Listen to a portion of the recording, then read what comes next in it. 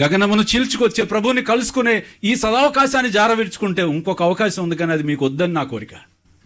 అది తీర్పు రోజు కలుసుకునే సమయం. ఎక్కడది? It's a time where you will meet in the judgement seat. గ్రంథాలు విప్పబడతాయి, గ్రంథాల్లో ఉన్న పేర్లు చదవబడతాయి. మృతులారా బయటికి తీయండి, సముద్రమా ఎంతమంది ఉన్నారు బయటికి తీయండి, భూలోకం ఎంతమందిని మింగావు బయటికి తీ, మొత్తం తీసుకురా నా ముందు పెట్టు. All the nations, all the kings and all the great people will be standing in the line to meet the one on the throne.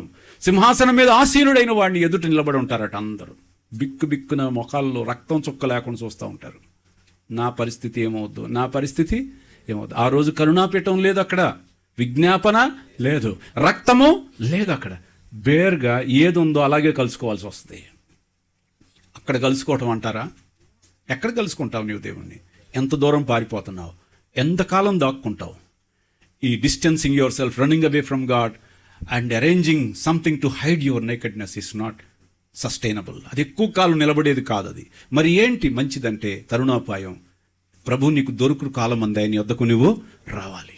ఆయన అన్నాడు, నేను పెందల కాడనే లేచి ప్రవక్తలను పంపించాను వాళ్ళ దగ్గరికి, కానీ వాళ్ళు నా మాట వినలేదు. నేను వారితో మాట్లాడాను కానీ వినలేదు వాళ్ళు. They did not listen to మీ.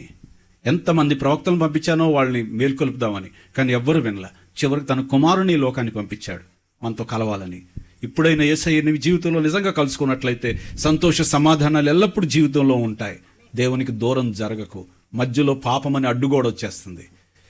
మీకును నాకు మధ్యలో మీ పాపములనే అడ్డుగోడలు వచ్చేసినాయి. ఆ అడ్డుగోడకు అవకాశం లేకుండా మన హృదయాలను దేవునికి ఇచ్చి, ప్రభువా మిమ్మల్ని కలుసుకునేటువంటి ధన్యత ప్రతిరోజు మాకు దయచేయండి. మీ సన్నిధి మాకు